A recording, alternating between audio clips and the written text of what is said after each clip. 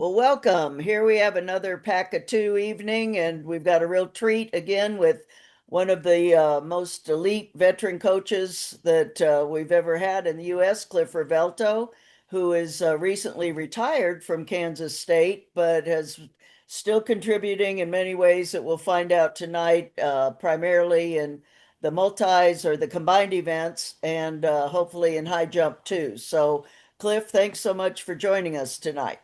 Thanks for having me, Sue. It's a I pleasure. appreciate it. Well, let's start off a little bit because I think I've heard this on a past show, but tell us about your experience as an athlete. It was very limited. I uh, I participated in every sport basically, but track and field. I did run cross country a couple years in high school, after giving up football, because the basketball coaches, wanted us doing something. So I did have a little bit of background in cross country, but that was it. The only sport I ever was even close to being decent at was golf. So never had any background in track at all. And that's what I find so amazing is that you didn't, Boo really didn't have track and field experience. I didn't, Randy doesn't, and yet somehow we ventured toward track and field and have been lifelong coaches in that regard. So I find that very interesting. How are you liking retired life? I really like it, actually. I miss the daily interaction with the kids, but that's it. That's really the only thing I miss is just that. Um, I'm still involved in working with some athletes though, so I still can keep my finger in it, but not so much that becomes overwhelming. Right. Yeah. Because aren't you doing some consulting work? A little bit of consulting and a couple of former athletes that were part of our program at K State that are in their home country now. I'm writing their training. Um, uh, my goddaughter, who's in high school, writing her training, and she's actually going to be pretty good, I think. And then I've got a heptathlete that I work with. I see about 4 days, 5 days a week. Good, good. That's great. I'm glad that you're still involved and not just playing golf. So Yeah, that part. trying to do a little bit more of that. In Texas, do you find a golf course there and up where you are? There's a lot of great courses, nearby. I Well, haven't really been out on the courses that much. I'm too embarrassed. So I've been going to the driving range and put a putting green in my backyard. So I'm trying to get back into it. there you go. Great. Well, in looking back at your history, who would you say or would be a good mentor for you, and how did they help you create your career? Well, first and foremost, there's a coach by the name of Bob Knoll, who was primarily a basketball coach, high school, great high school basketball coach who he actually ran KU's summer camps back when uh, Larry Brown and guys like that were at KU. He goes way back, and then but he also coached track and field and coached cross country. Um, but he had a tremendous influence on me, and if there's one person to blame for being in track and field as a coach, it's probably him. He had a huge impact on me.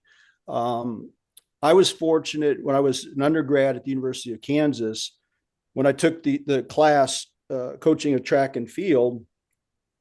My instructors were Bob Timmons and Gary Pepin. Wow. So right from the get go, I had wonderful teachers and people just they don't come any better than Bob Timmons. He was just such a wonderful human being. And then uh, Stan Naruski and a couple other guys that were assistants at KU, Roger Bowen, that I worked under as a grad assistant. Well, I did a practicum of coaching and then a grad assistantship there, and so all those guys had huge impact on me when I got started. But but that high school coach and Coach Timmons were probably the two people that influenced me the most in terms of um, my overall philosophy towards Mhm. track and field. And what would you say your overall philosophy of coaching is? Well, that the individual is foremost. Uh, I like coaching all aspects of the sport. One time or another, I've been the cross country and the distance coach. I've been the throws coach. Most of my career, I was in jumps, sprints, and combined events. But I really enjoy every aspect of the sport and enjoyed working with all the different areas. But uh, and there were certainly a lot of people that influenced me, as I, did what I could do to increase my knowledge in areas, Boo and Dan Paff and Bob Myers and you, Sue, and all, lots of people that had influence in me as getting going. Um, uh, but I think that, you know, throughout it all, I've always tried to coach the individual and not the event. That's really what I think where we miss out sometimes. And that's always been first and foremost. And I think I very much got that from those early coaches that I was around.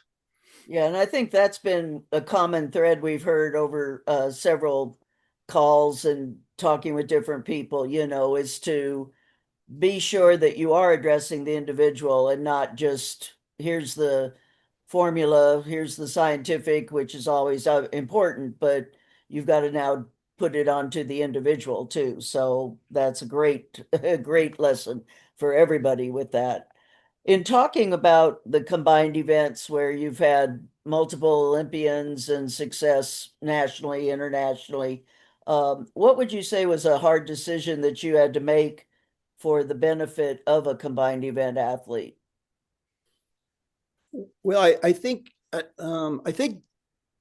for me, what I believe strongly is that first of all, I mean, you could say this about elite athletes in almost every event area, but certainly in the combined events, it's not something that happens in a short period of time.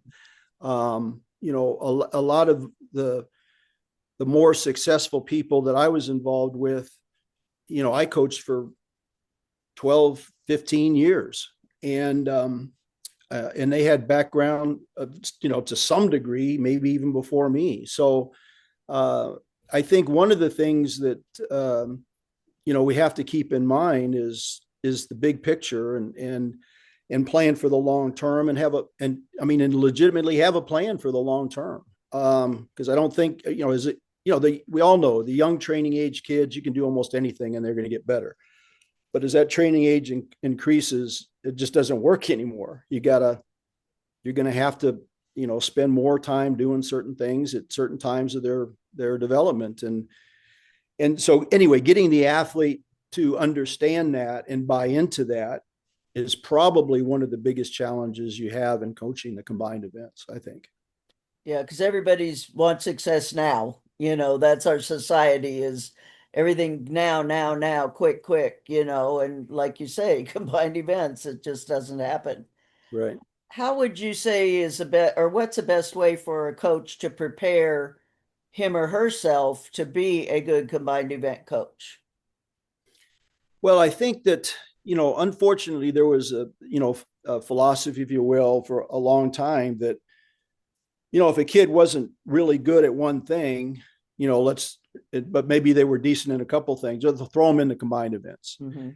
And it became a frustrating experience for them if they aspired to do great things, because to be a great combined eventer, you got to be great in a lot of things. It's just that simple. and I think the same thing from a coaching perspective. I think that we're doing the athletes a disservice if we're not doing everything we can do to become an expert in every event area. I think we have to have a total understanding of everything. It doesn't mean that we can't take on advice and the experience of other coaches and specialists in a particular area. But at the end of the day, I think there's got to be one chef, if you will, they're determining, how much of this, how much of that is appropriate at this time. And if you don't have that, I think that it's hard to see continued improvement over time. So basically, then you're in agreement with because there's kind of two schools of thought. One person who monitors all the events or several different event specialists. And so, am I hearing you say that you do need to have that one person coordinating versus multiple? That's my opinion. I think that that's what works best. And the reality is when you look at the majority of, be they world record holders or in our country, American record holders or whatever, if you look at it, the overwhelming majority of them, there clearly was a single coach. That doesn't mean there weren't other people involved, but there clearly was one single coach. And I think even at the NCAA level, those folks that have been most successful, that's typically the way it has been done. Mm-hmm. Exactly. What would you say are some common mistakes that young combined event athletes tend to make? Oh boy. I think that in my experience, I think that uh, the two things. One I mentioned in terms of the patience factor. Yeah. Recognizing that for it all to come together, it's going to take a little bit of time. And if you're gonna build a sound, technique, if you will, I personally think that the single most common limiting factor to doing that is that the athlete's not capable of doing what you're asking them to do. Yeah. And so if we don't address those, prerequisite abilities, we're never going to get to where we're trying to get, from a skill development standpoint. So I'm just a big believer in that, and I'm a big believer in the preparation in training. Again, it's in the collegiate setting. If you go back even, really even 10 years, 12 years ago, there were very few competitions in December. Just as an example, there were about 3 or 4 that were occurring every year, but there really weren't very many. And then out of that, every year there'd be a few athletes that would do well enough they put up a mark that gets them into the NCAA meet, in that meet in December. And you see, and some of the 10,000 meter runners would run a 5,000, coming off a cross country and qualify and that kind of thing. Heck, Sue, you remember you used to be able to qualify outdoors, indoors. Yeah. So they would run a 5K, and be qualified for the whole rest of the year. So but anyway, what you see now is a whole lot more meets.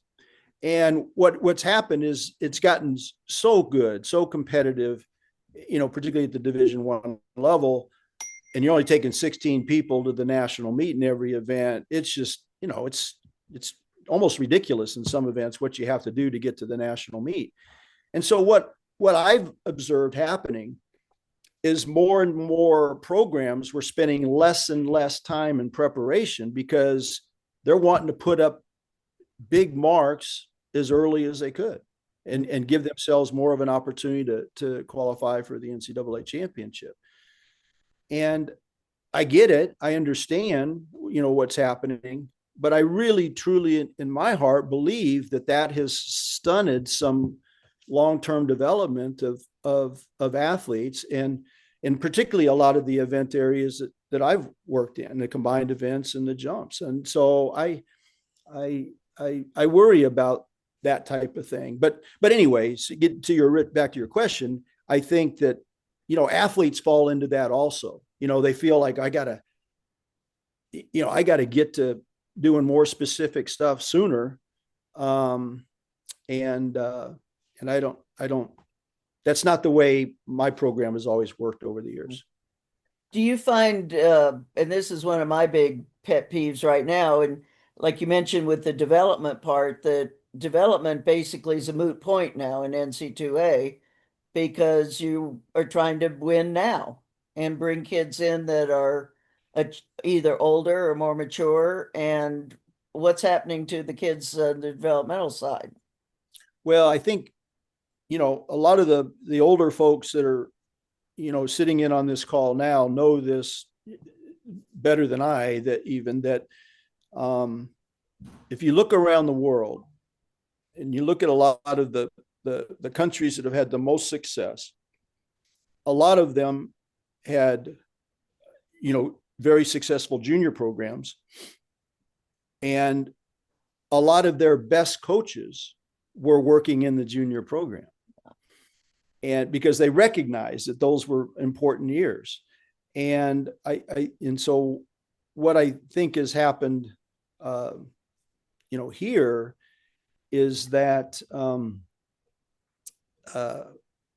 I think that probably some of our best development is going to come at the Division III and Division II levels in the years going forward. To be perfectly honest, I think at the Division I level, particularly that upper tier that everybody pays most attention to, Mhm. um, it's just get the best people you can and let's get good as soon as we can. And when they burn out, just replace them with somebody else. Get And somebody new, yeah. yeah, and so I think that uh, I mean, there's been some great successes at the Division II level in recent years, and I think you're going to see even a lot more of that because I look at a couple of combined event people as an example that I worked with in my career. One of them was Steve Fritz, who competed at Kansas State, and then the other was Tom Pappas, who went to both of those guys went to a community college for 2 years, and they went to a community college because they weren't recruited by a Division I university.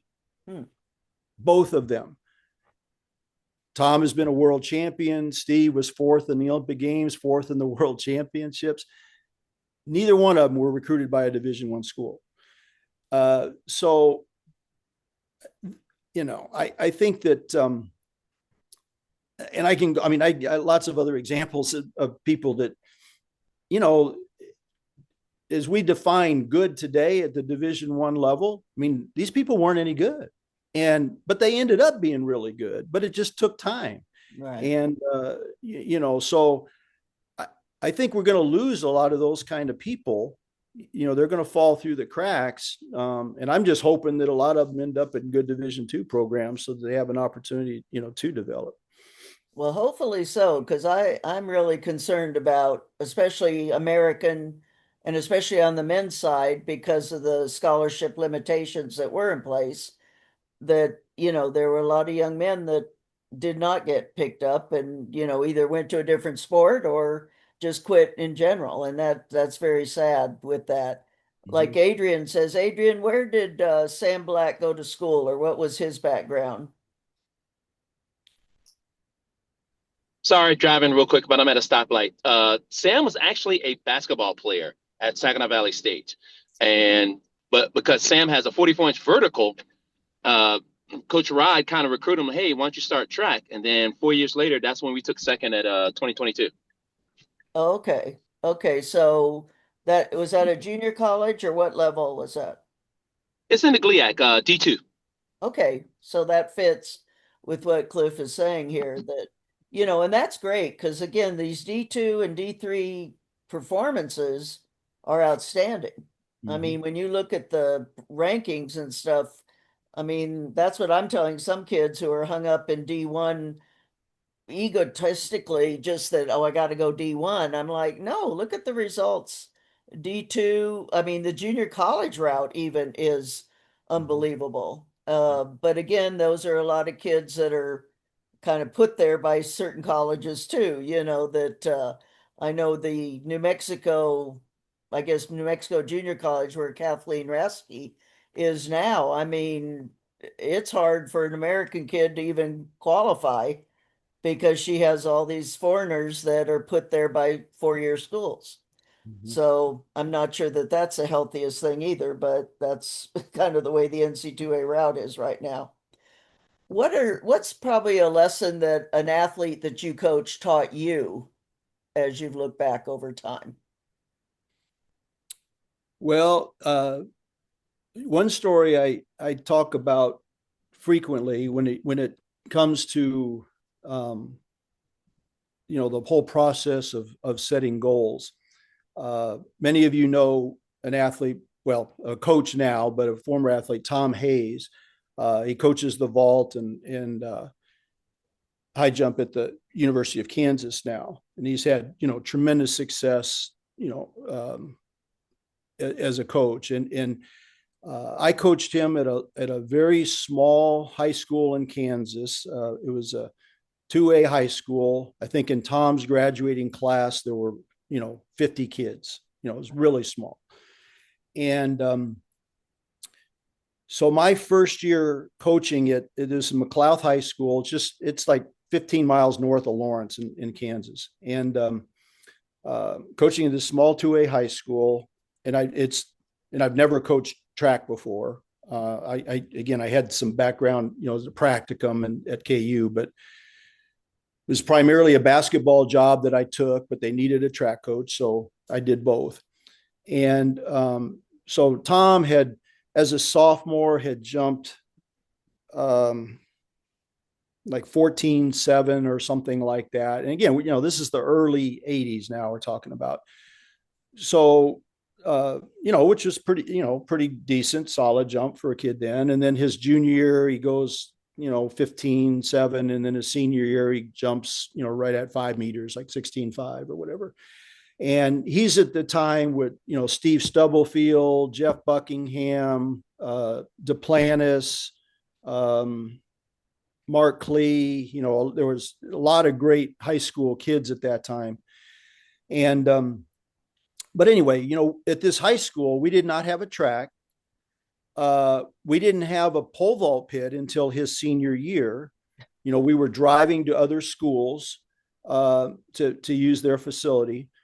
We built a wood runway, and we were able to get a pole vault pit in what was his senior year. But anyway, so we had a lot of things, that weren't ideal. Mm-hmm. And his goal, going into his senior year, was to jump 16.6. And he had jumped 15.7 or whatever the year before. And again, it's also a small school, and Tom, their family didn't have a lot of money. The school didn't have a lot of money. Are we even going to be able to keep up in polls and, all this type of stuff? And so Tom says to me, we're sitting down talking about goals. And he said, Coach, I'm going to jump 16.6 next year. And, as a young coach, I'm like, oh my gosh, can we do this? We don't have this, we don't have that. And I'm just thinking of all these excuses for, why it can't get done.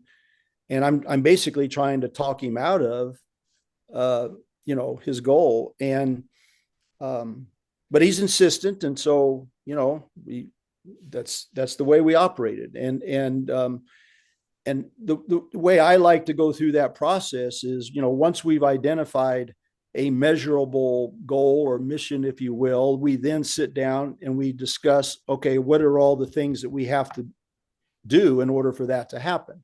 And that's the real key to the whole process, as far as I'm concerned. And so anyway, we're going through and doing this, and I'm kind of acting like I'm along with him, but the whole time I'm like, oh, geez, we're not going to get this done.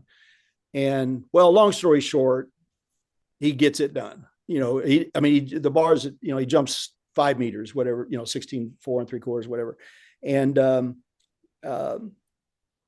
and and so from that moment on, I totally changed my perspective with respect to the whole process of setting goals. That, you know, there was nothing that would lead you to believe that this guy's going to be able to jump that bar as a senior in high school when we had all those things, not in our favor. And but he made it happen. He wanted it to happen. And so that was I think for me, a very important lesson to learn as a coach very, very early on, because um, I think sometimes, we actually may limit kids a little bit. Yeah, good point. Good point. Because, we all talk about goals. And I guess maybe at the beginning of a season, you ask them to write down their goals and things like that. And I know sometimes I agree with you. The kid puts a mark down or a place of some sort, and you're like, man, there is no way that you're going to be doing that. And it does kind of limit them, Yeah. So again, the motivation that athlete has is usually the determiner too. But Yep. I mean, they've got to have some skill with that also. With Sure. that, definitely. But that's interesting. So, do you do goals and work with goals now with the athletes you're working with? I do. I do. To me, it's kind of a roadmap. We've got to have, you just don't, hop in the car and start driving. You kind of have, where you're going, and you kind of lay out a path to get there. And I know all of you are as well, but I'm just very process oriented. It's just the way my mind works. And so if I don't have a something to shoot for, then it's hard for me to design training. So it's your goal One of the too. things, because I'll say this, one of the things that I have always operated this way is that um, I think that particularly if you're talking about, let's say, folks that are going to compete at the Diamond League level, as an example.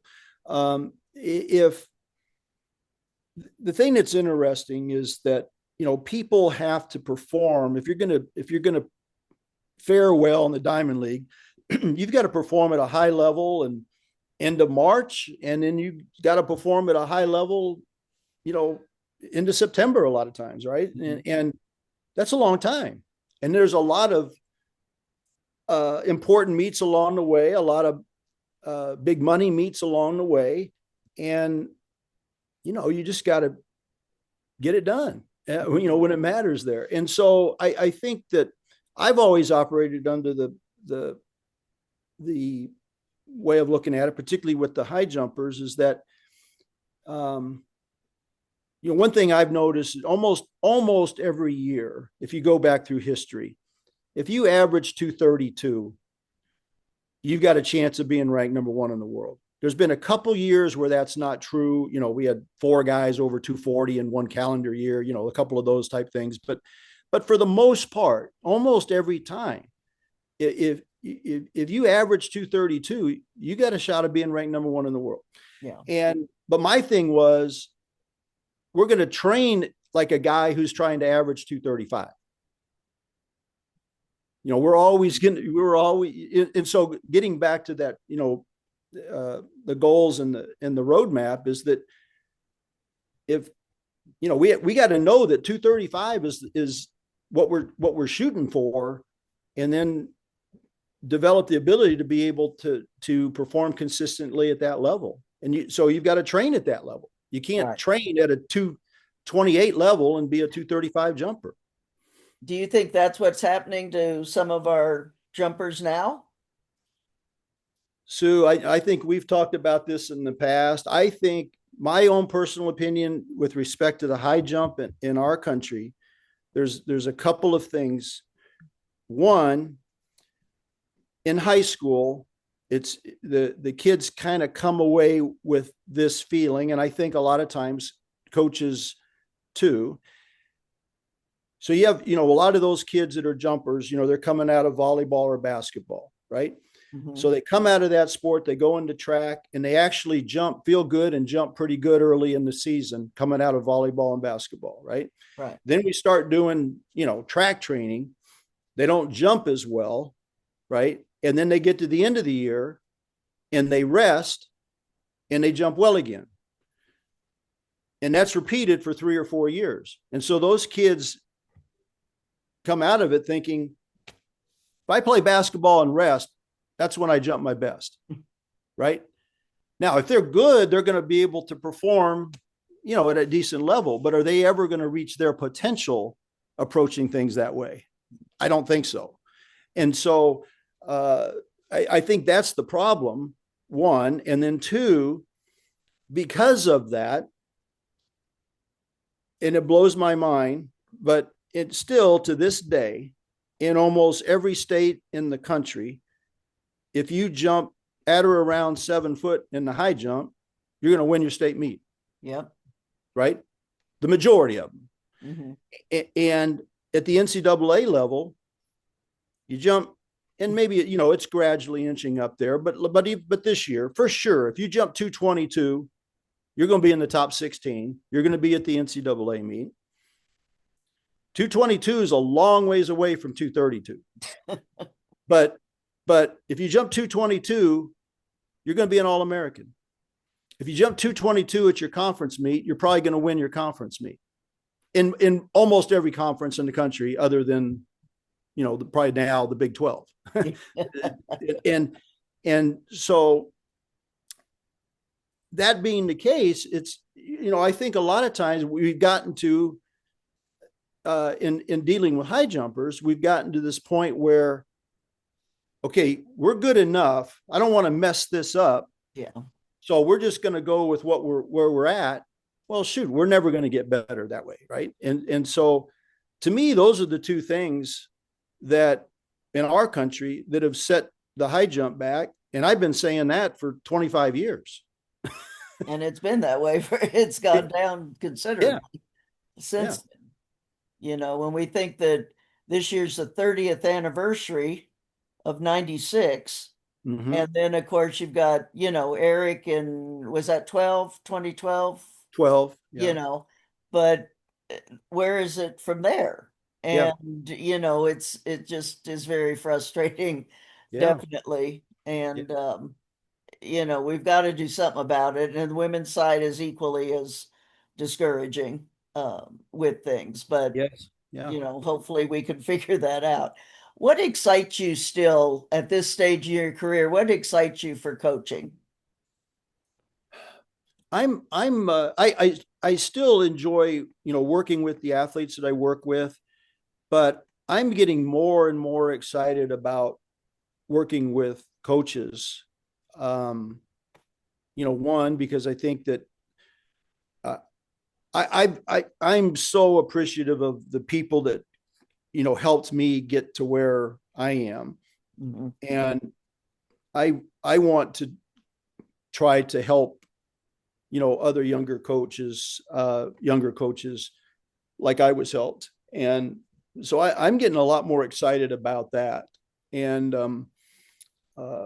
so the consulting type stuff, and I got to go back. I hadn't got to do a lot of high school clinics in recent years, because you just never, one, you don't have as much time, but two, you got meets every weekend, so you can't be away, And so a week ago I was in Illinois. In 2 days I gave 7 presentations there, and another couple of weeks I'll go to Wisconsin and do 3 or 4 in a day, and I like doing those kinds of things. And so I'm really a lot more excited about giving back and trying to help coaches gain from my experiences, good and bad. Right. No, I mean, that's it, because a lot of times we learn more from a negative experience or situation than we do from a positive one. I mean, at least that's what I've found. Sure. It's I learn and I'm like, oh, okay. And it kind of wakes you up too, that maybe I need to revisit this. If things would go too well, too much, you kind of get maybe a little lazy with things because you just expect a good to happen. But it keeps you on the toes, as they say, definitely. Back with the combined events, if you feel if a coach has an athlete that they think is potentially going to be a good combined event athlete, what would they focus on or should focus on if they're in high school or college levels?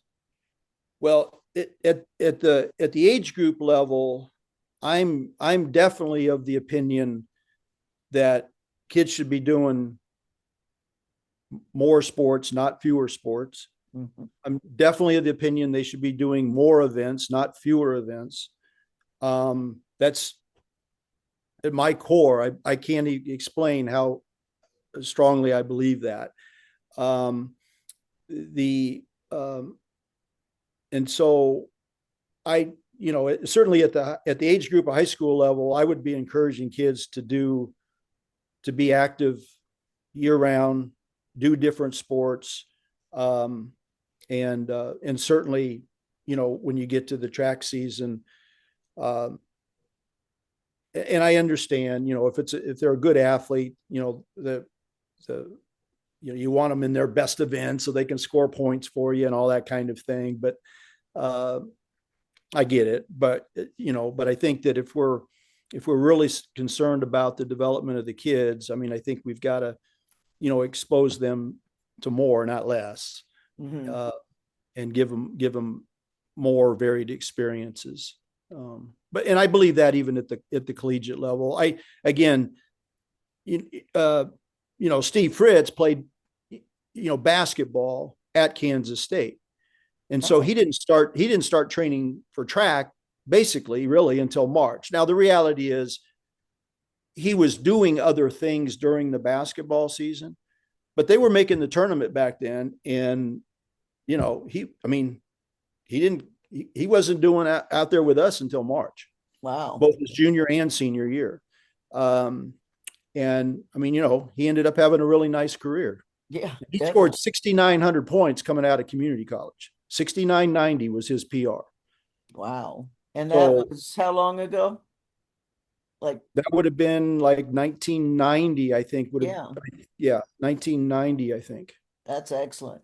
Yeah. Al, you've got your hand up.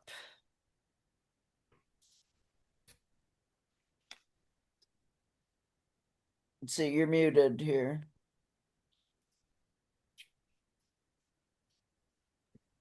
We had Erica Bogard that had done nothing but play basketball in high school. And I went up to see her and thought what a heptathlete she could be. And fortunately, I was the one that had to work with her with a lot of I had Steve Thomas with me, but for a while. But she ended up 6'2" in the high jump. She ended up, I remember teaching her the javelin. And if you want to teach an American the javelin is very difficult who's never thrown.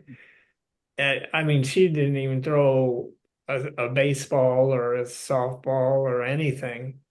And I remember the SEC meet where she finished second. She threw 130. And you had thought, looking at me, my assistants laughed at me because when she threw 130, I was acting like she had won the Olympic gold medal. And I was jumping up and down. And believe it or not, Trey Hardy had only done the high jump and the hurdles coming out of high school when we brought him in. And he pole vaulted with what's his name up at Arkansas State, who would only use a 5-step approach. And to try to get him beyond 5 steps, Cliff, you'll know as a pole vaulter, you're not going to do. And his freshman year, he scored 8,000 points, us barely getting him to 7 strides instead of 5. and but Erica was, you know how big she was. She was thin, and we had to use most of her speed events, and you know, being a middle distance coach, 207 was pretty good, but she could also run 51 point and hurdle. I had to teach her how to hurdle, and but the high jump, if Cliff remembers, got my master's in kinesiology at Kansas, and I was there with Cliff, and Timmy, of course, was a mentor of mine, Timmons, and uh, but Marcus Jackson, and I had Marcus against Kennard so many times that Kennard broke his heart so many times. He jumped 7-7 and finished second to Eric in the indoor meet at the NCAA meet. But the one thing that people don't realize, Tiffany McWilliams was a triple jumper, a high jumper in high school, and played basketball and just didn't train to run. And she had a torn cartilage her freshman year in cross country, so she didn't run cross country. So 3 semesters I got her down to 406 and 202 because of her high jumping, and she could do things because of that. Mm-hmm. Yep. And but teaching the javelin to an American kid in Especially the a head, girl. and especially a girl, was and we've had some good javelin throwers here. Curtis Thompson, I was the one that recruited him out of. But Cliff knows when you're a coach in the Big 8 or the Big 12, you know, the Big 12 or the SEC, if you're a head coach, you better know how to coach just about every event. Mm-hmm. Because what we had to pay our assistants, you didn't keep them very long once they got good. So you had to almost, the only thing I don't think I could coach at the SEC level would be the hammer. Mm-hmm. You know, as far as being able to go from 0 to, but you had to learn those things. And I was an engineering student in undergrad, and that helped. Physics and math and all, it was nothing for me, but that helped me in the biomechanical part. But then I became addicted to physiology with Scott and I, and we just don't have the scientists that we could go to all the time. Jack Ranson and guys like that were hard to find. Right.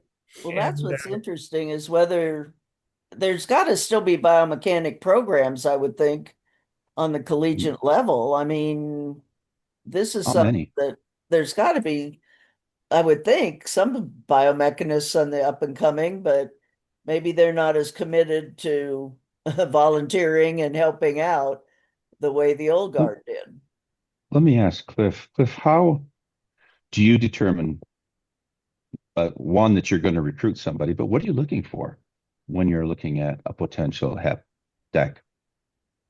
Well, Like I what's that? think That thing. the pat answer, you hear a lot is, the girl that can hurdle and long jump or hurdle and high jump, and that's fine, whatever. But I've in my experience, I think that I mean, we could go on for a long time about this, but when you look at the scoring tables, again, people will look at, it's relatively easy to get 1,000 points, and again, relatively, we're talking about elite athletes, but in the hurdles, in the high jump or the long jump, and but to do that in the shot or jab is virtually impossible, right? So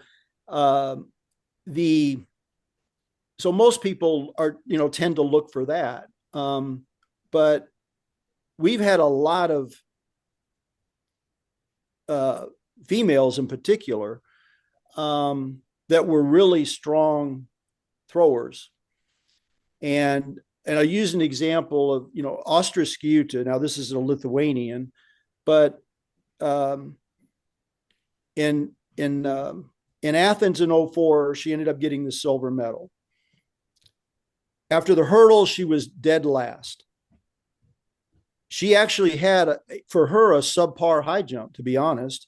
And after the high jump, she was like 23rd or something like that. After the shot, she was third and ended up second. She threw 1680 something in the shot in that meet, and she threw like 51 meters, I think, in the jab in that meet. And you look at the other example I like to use all the time is Brian Clay. So the first time I met Brian Clay is one of our sub-elite decathlon camps out in Chula Vista in the summer following his freshman year at Azusa. And Brian had been a great, like sprinter jumper type guy in high school, and everyone just kind of assumed that, that's what it was going to be going forward and so forth. And I think in the discus that his freshman year, I think he had thrown, I believe, right around 40 meters, maybe just a little over 40 meters, which for a freshman decathlete, particularly at a Division II school, not that it makes any difference, but that's a good solid throw for a young deck starting out. And but so anyway, we're at this camp. We've got these guys for a week. That week, in 1 week, Brian threw 50 meters in the disc. He had a measured throw, 50 meters in the disc. And I knew right then, and of course, we had done some other testing and so forth. And I knew right then that we're talking about somebody that was unbelievably special. Like, this guy is going to be amazing. And now you fast forward to, Athens, and he wins. And again, people will always looked at Brian as a speed power guy, and good jumper, good sprinter, so forth. But if you go back and look at it, where he won was because of the throws.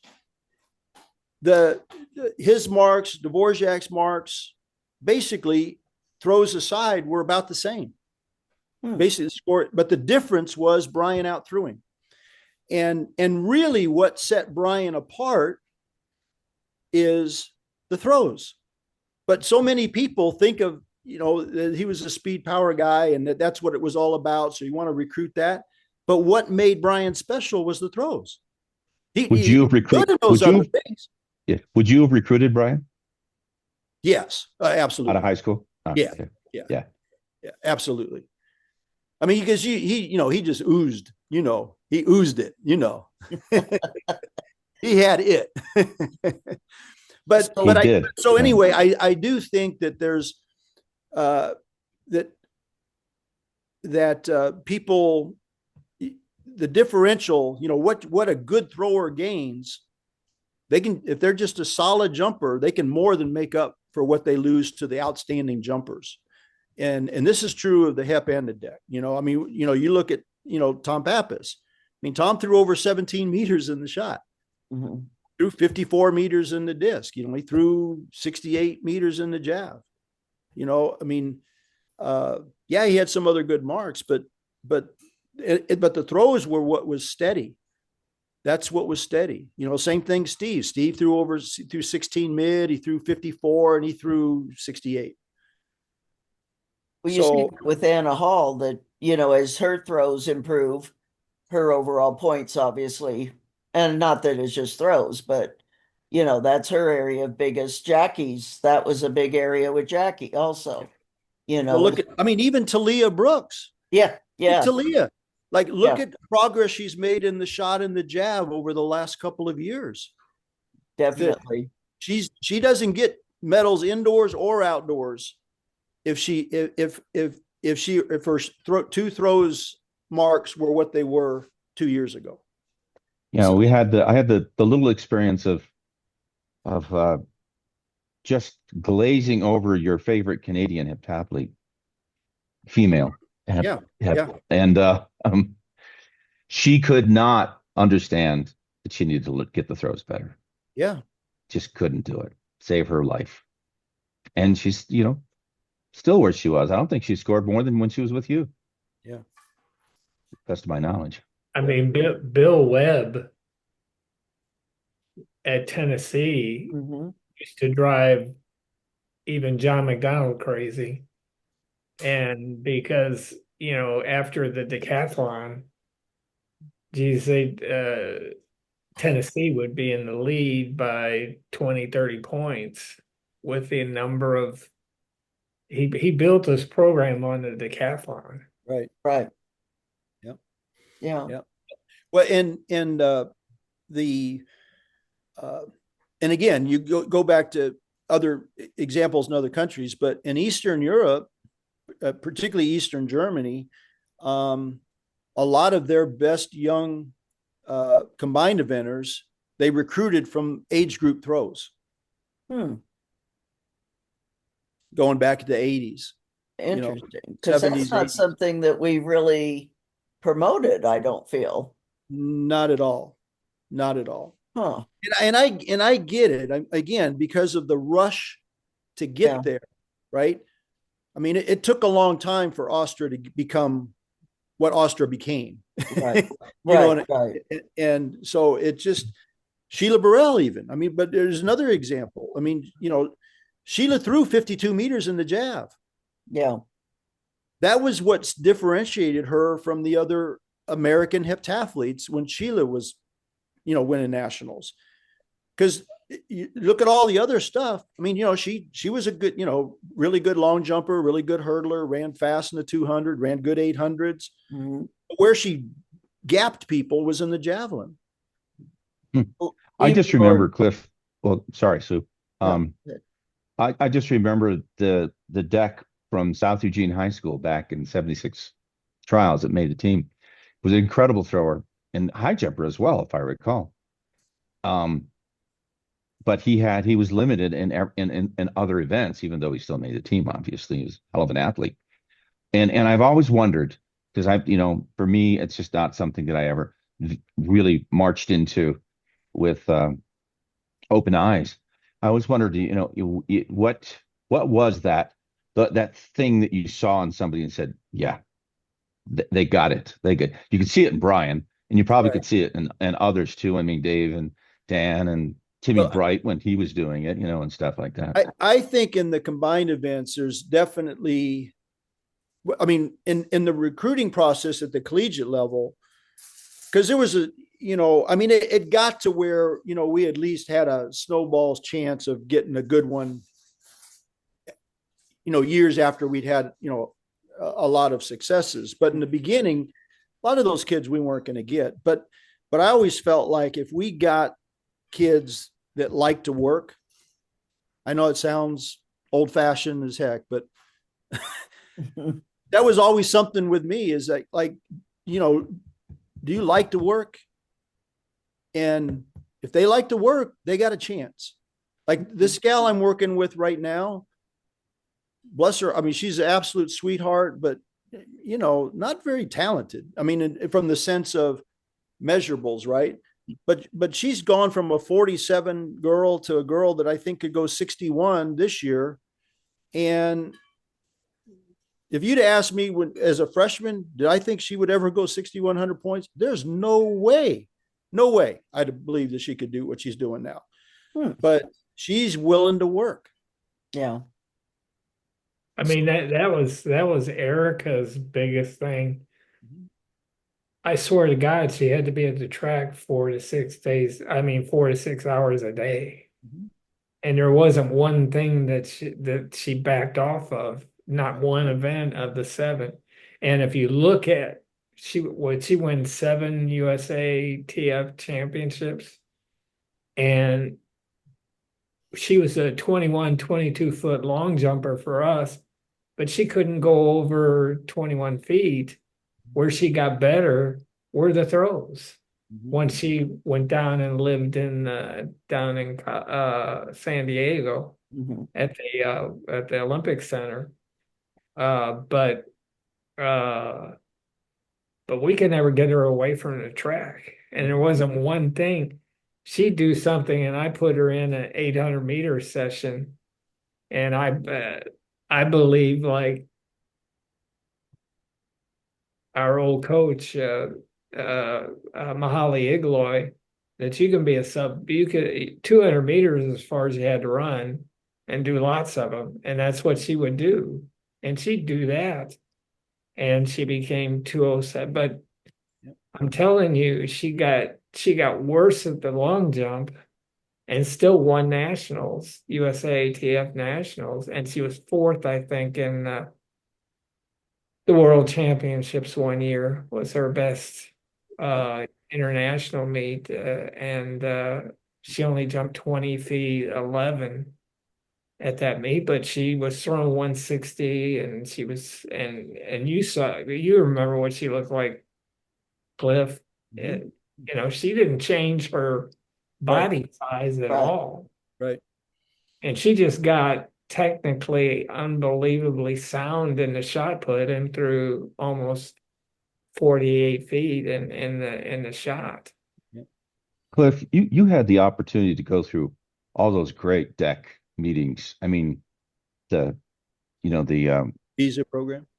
Yes. Yep. And everybody was there. At one point, every great decathlete in the history of the United States was there. Was there any comments from them on how things are changing or what they felt? I mean, what historically, what did they say about what they were seeing? Do you know? You're talking about the old gold medalists? Yeah. So I that's interesting because they might have, the one common denominator was they all felt like guys aren't willing to work hard enough.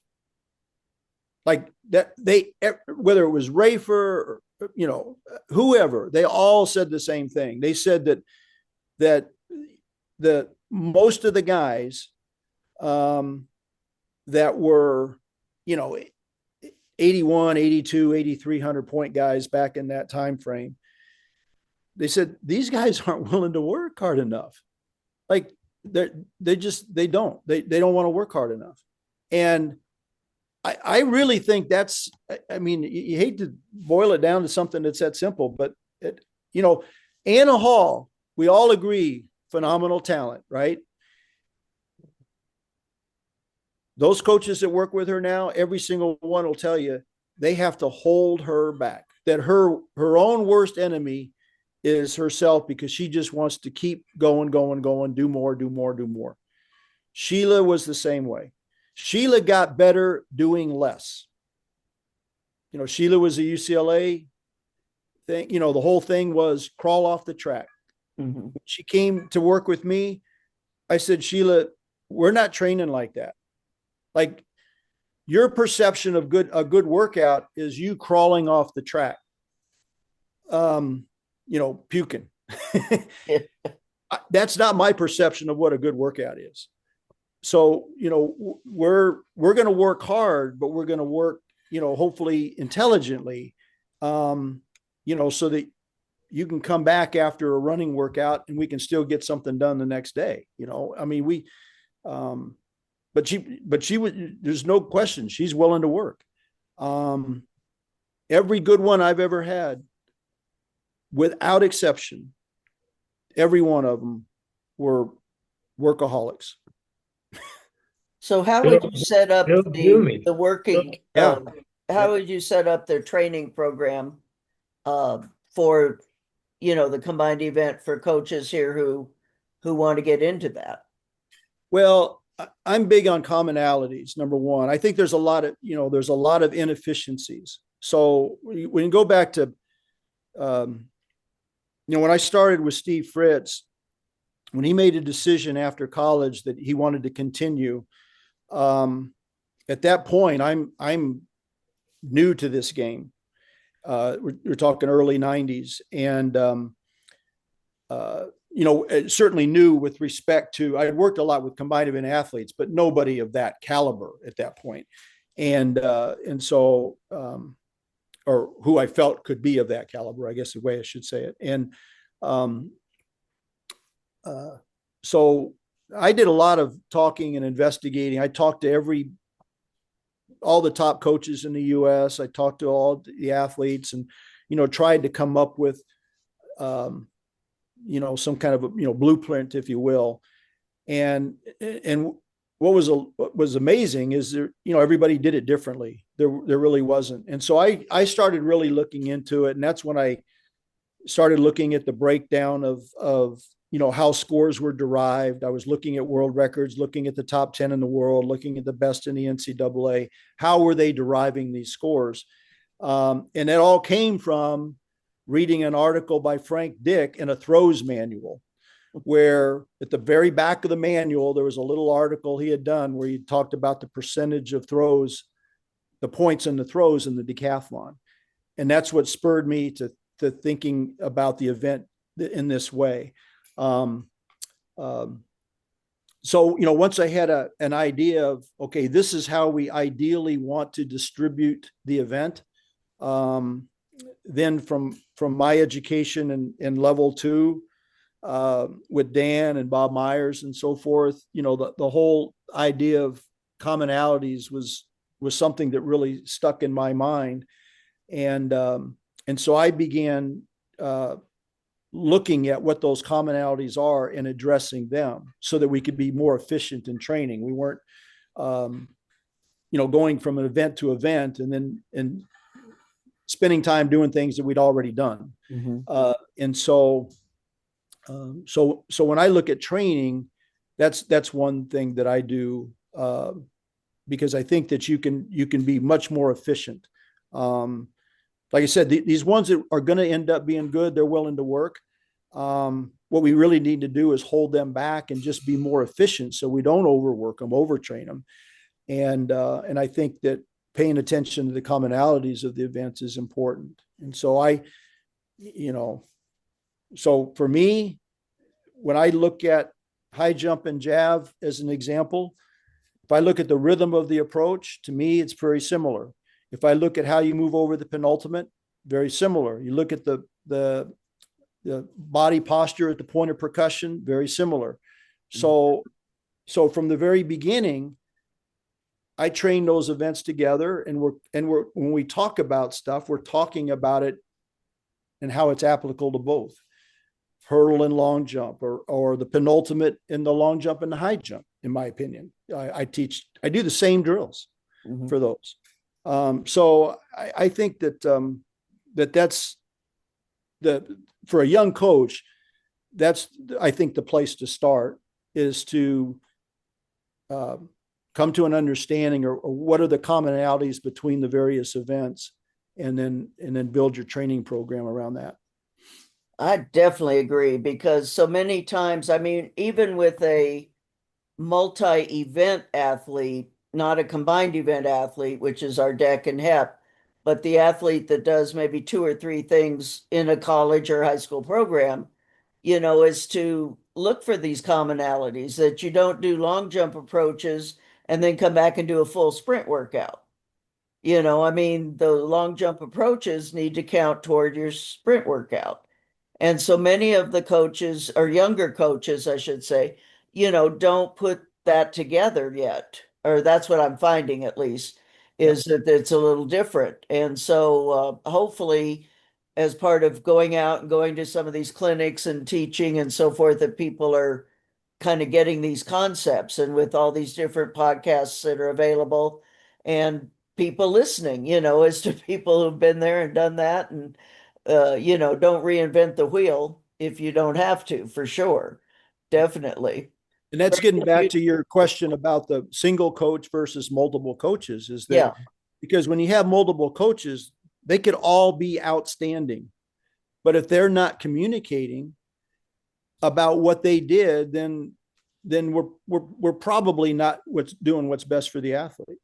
Very true. Very true. Because I've seen programs where, the throw coach, and even though we've said emphasis on the throws, but he or she might be putting that kid through a full throw type of program on one day when they've got to come back and do some hurdle work or something. And it's like, okay, I just don't have my muscles aren't firing the way they should be for Right. this. So, that's the type of thing. I think that's Jerome, always to your okay, point, Randy, Sue. go ahead. Well, I just think it's always a good question, and it's a difficult one, to having dealt with just individuals events and not coach the multis, not for a long, long time. But how do you increase volume? How do you increase general fitness? How do where do you go with that to do you increase the volume through more of that event, or do you increase volume through more dissimilar or similar things? It's the general prep, or if you wish, whatever thing you want to call it. It always puzzled me, just how you could do that and not get them hurt Mhm. because it's really darn easy. Well, I know with Sheila, her first year with me, she moved to Manhattan in the fall of '99, and that first year we got to, it was probably March-ish, somewhere around there, and um, one of the athletes I worked with that time, Vanita Kennard, was a triple jumper that was good friends with Sheila, came to me and said, Coach, I just wanted you to know, I think Sheila's a little bit worried that she's not doing enough and that she's not going to be in shape, when it matters. And she says, I'm trying to explain to her that you'll be fine. Don't worry about it. But again, she was just used to, in my mind, just these insane workouts where she's literally crawling off the track. Mhm. And that's what she'd experienced. And so, we get through the year, and she had a great year, won the trial, or second at the trials, and, makes the team and all of that. But after that, when we're debriefing or whatever, she admitted, she says, Coach, I didn't think I was going to get there. Like, I really didn't think I would be ready. She says, I don't really understand how I got there, to be honest with you. Because I just I don't think the volume was anywhere near what I had done. And I said, well, truth of the, Sheila, if you look at it, maybe in terms of, meters run or something like that, you get, or time in the weight room, because for me, about the max in the weight room is I try to stay less than an hour. Might go 70 minutes one day or something, but basically less than an hour. She had workout sessions where she's in the weight room 2 hours. Yeah. Tom Pappas, when he came to me, had weight sessions where he's in the weight room 3 hours. I'm like, what the hell are you doing?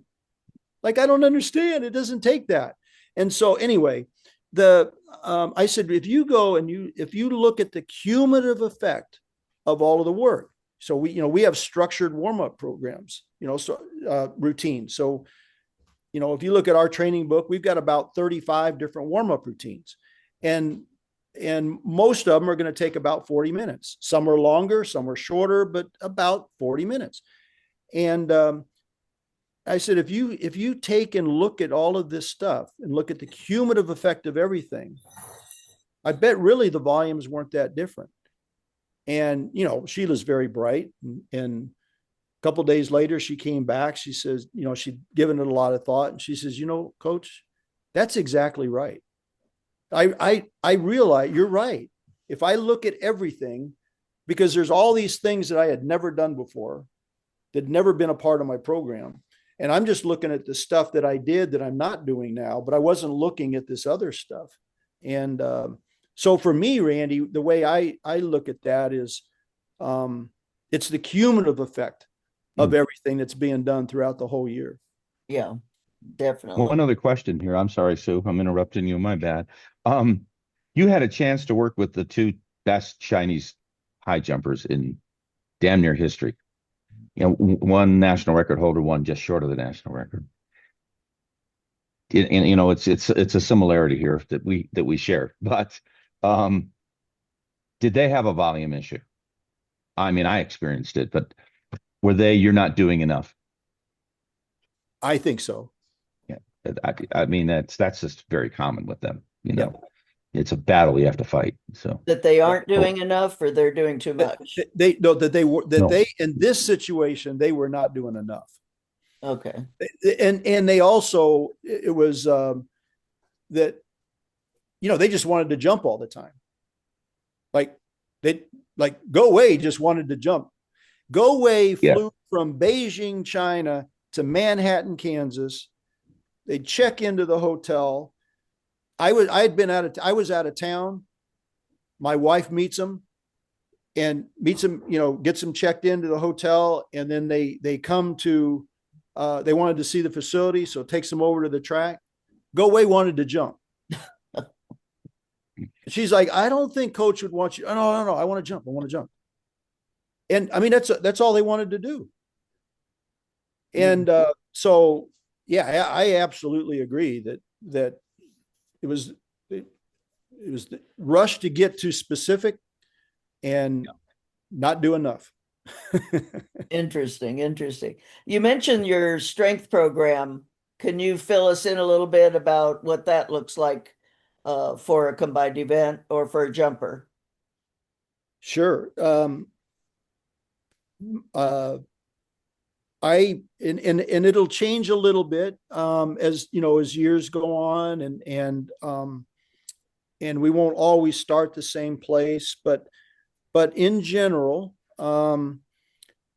my first 3 cycles for a combined event athlete, I think a lot of people would find almost shocking. It's almost all single arm, single leg, mostly dumbbells. Our third cycle is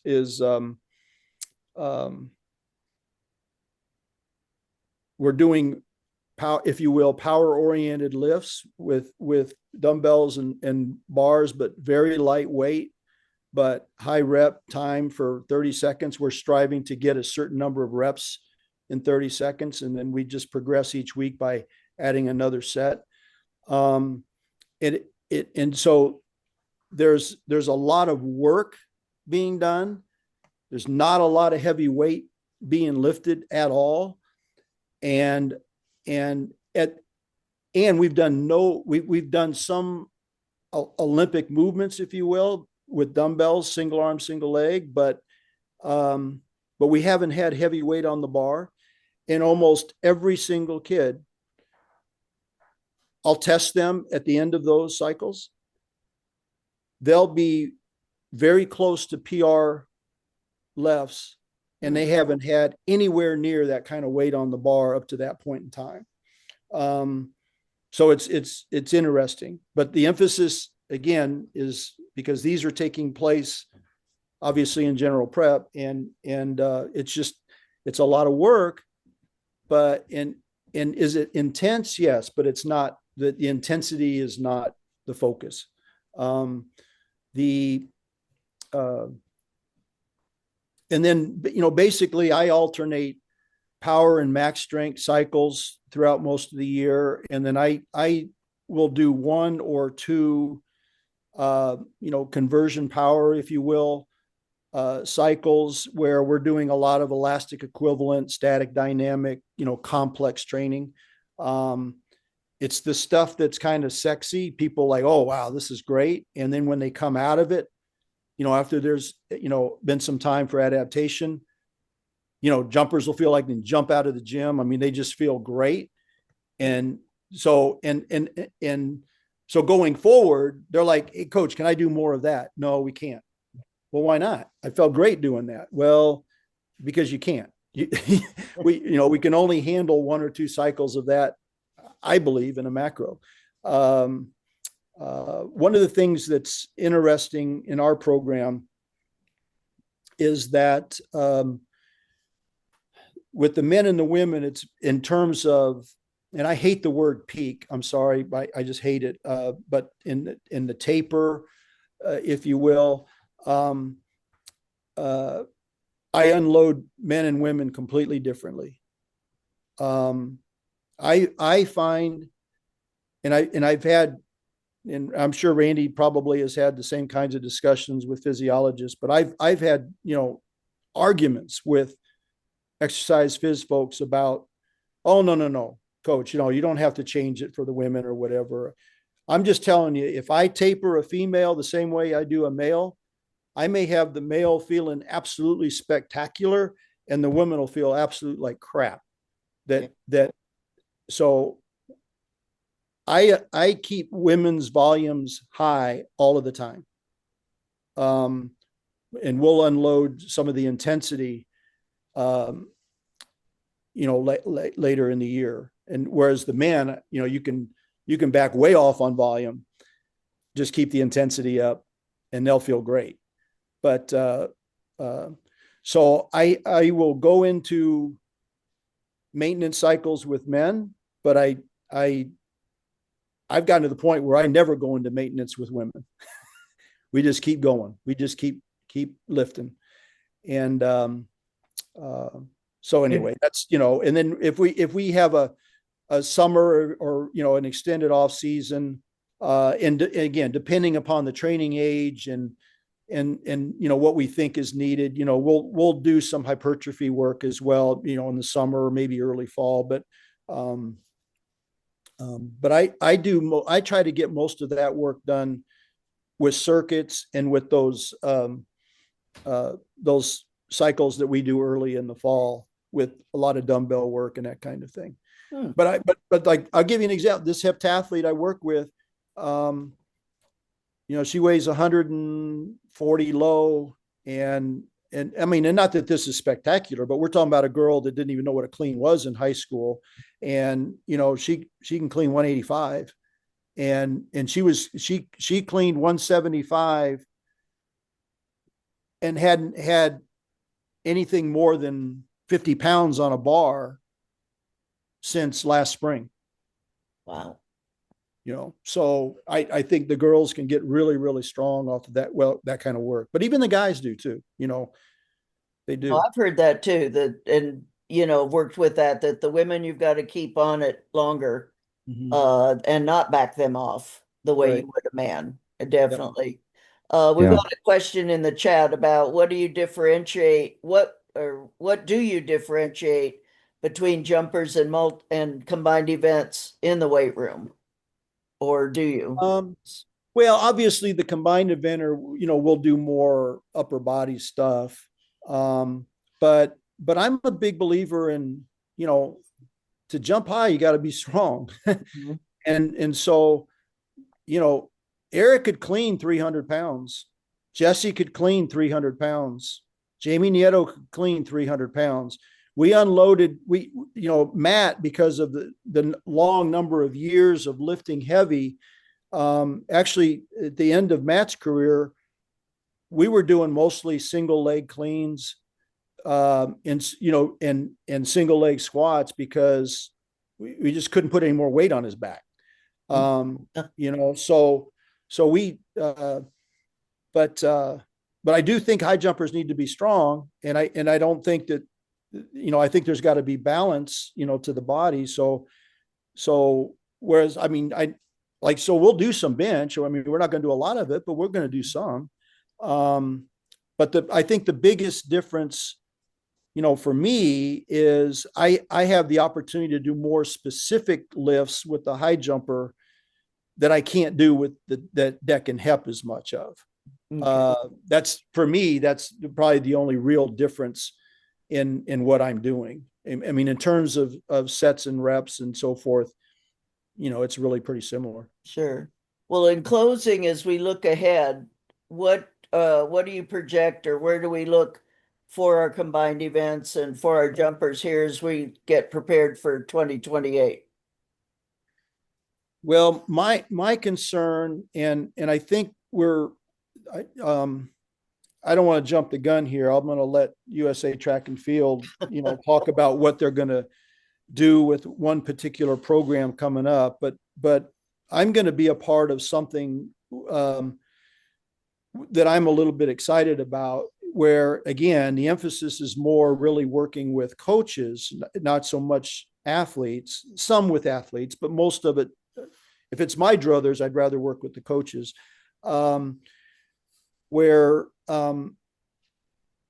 in this, we, part of it, I think, is sharing, the experiences of 48 years of whatever of coaching, and I think that that's missing. I think there's a lot of great information out there that's being wasted. It's not getting to the younger coaches, and they're making the same mistakes we made 40 years ago. It's silly. And so I think we're really, that's something we want to really address. But because of what's going on, with our best people that end up in Division I programs, with some of the things we talked about early in this call, I'm really worried about the long-term development in those events. Yeah. I really am. We cannot have athletes in 4 different schools in 4 years. Exactly. This is insanity. Mm-hmm. It's absolute insanity. They could be with, and they could be with the 4 best coaches in the world. It's still not what's best. No continuity. It's still not what's best. So we somehow, I don't know, we've got to get, we're not going to change that, right? All of that. I mean, maybe we can have some influence on it, maybe, but that's still going to happen. But maybe we can get coaches to have be a little bit more willing about looking at the bigger picture. I think that's something that we have to encourage. Mm-hmm. So going forward, I assume we'll probably be okay. In 28, maybe, I don't know. There's a couple of events that are not what they should be, and hopefully in the next couple of years, that can get improved on. But going forward, I'm really concerned. I mean, I know we have a lot of talent, and we have a lot of talented coaches, and good things will happen, but I don't think that we have the depth that we should have. Thank you. Thank you. Thank you. Well, you and I can sit together as we commiserate and watch, because I'm very concerned. And it goes back to the development, the depth, and so forth that you mentioned. Now, Scott put something in the text here, or I'd like him to expand on here as we close out. Scott, yeah, there you are. Can you share with us here about the thing we talked about with the weights and backing off and so on? Yeah, you guys hit it right on the head. You want to keep females working a little longer than males. I like what Cliff said. I hate the term peak and taper. I hate all of that. But the fact is, if you're talking about just strength, if you do cut back a little with males leading up to a competition, they will spike their testosterone. They'll feel better because of it. They'll be stronger because of it. Females don't show that. They actually start to drop their testosterone as soon as you cut back. And females only have about 1/7 of the secretion that males have anyway. So you want to really utilize all you've got with females. The only time I see where that doesn't work out is a really high fast twitch female, like just an incredibly explosive, dynamic female. And if you're measuring vertical jump along the way or whatever you may do, to see you can see the drop, or you won't see the drop at all in them. But they're the only ones I've ever been able to find that you can peak close to a male, and it's still different. You still have to keep them on more than you would any guy. Scott, how far back it's asked here, the cutback? Well, we used to have guidelines for tapering and peaking, and now we know that all of that is just such an individual response. Yeah. You get to know your athlete. Again, to Cliff's point, don't keep switching coaches all the time, because that's one of the key moments in coach understanding an athlete, is how much you actually do have to cut back in distance. In the marathon, for example, it's a pretty big cutback, but you're already at a high mileage, so it makes sense you're going to cut back. If you're an 800-meter runner or a miler, you don't cut back much at all.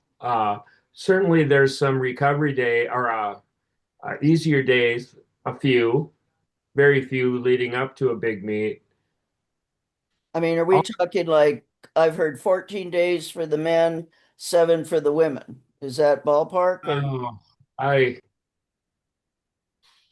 There's just so many variables. I think 14 is, I think it's high. I think that's a high number. What, more 10? Well, it depends on how you work that 14 too. You can call it, yeah. as you say, you can call it, use the words, but it can be very different Yeah, in it's how so you're doing it. individualized. I use in general 7 to 10 for women in the middle distance. Now, I'm not as great as these guys are on the middle distance. I've had a couple, but both of them were relatively fast, not great speed, but 52-second 400. And I tried a longer than 10 day, and that was not a good idea for sure. I wanted to see with it, and the men. Quite frankly, I don't have enough experience anywhere there to be able to speak intelligently about it. Okay. Not with the middle distances, at least. Sprints and jumps for sure. Yeah. Al, real quick, because we're at time. I'm with Scott on the middle distance. It's very individual. You may drop the volume of how much you do, but on the women, to keep their testosterone up. I remember Tiffany, the one multinational champion that I had, 2 days before her semi, she would do 2 very fast or 3 very fast, either 200 workouts or 400s, but they would be fast to keep her testosterone up. Volume was not the important part, but when you talk about, I'm like he is. I don't believe in what you call tapering. Now, if you got a marathoner, I had the girl that won the '88 Olympic trials marathon, Margaret Gross, and during her week of the marathon, she ran 3 times a mile at 4:30, average 4:32, just 3 on the track.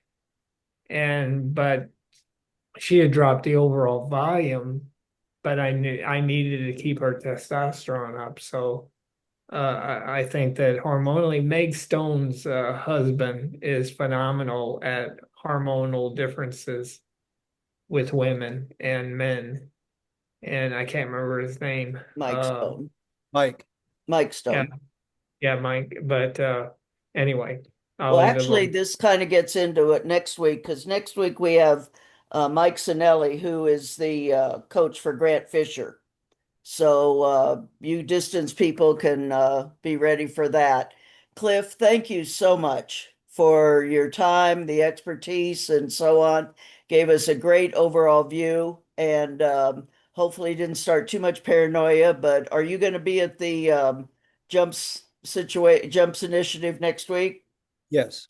Good. Well, I'm eager to hear how that goes, because that's definitely, again, my heartthrob on that. So yeah, I would like to have been there myself. It would have been fun to watch and observe what's going on, since invited I've been and was out. told no. So Yep, I know. Yep. Yeah, me too. You guys can hey, you can take from me, if I'm involved, you guys are going to be involved going forward. So just thank you. Thank you. I Thanks, figured Cliff. you got a little bit of an in. Yeah. So again, thank so. you guys very, very much. Appreciate it. And we'll see you next week. Thanks, Cliff. Thank you. Hey, Great Sue. seeing you, Cliff.